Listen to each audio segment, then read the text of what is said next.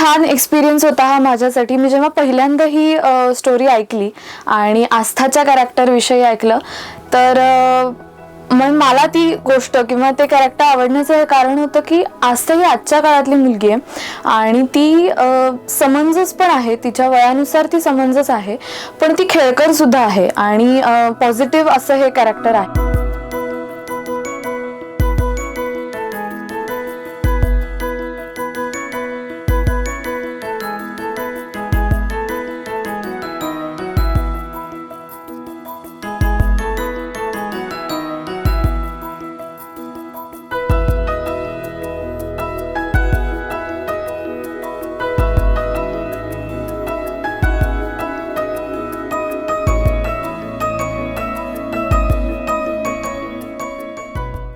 म्हणजे यूथ सुद्धा कनेक्ट होईल या विषयाशी, पण त्याचबरोबर सगळ्या वयाची माणसं सुद्धा या विषयाशी कनेक्ट होऊ शकतात.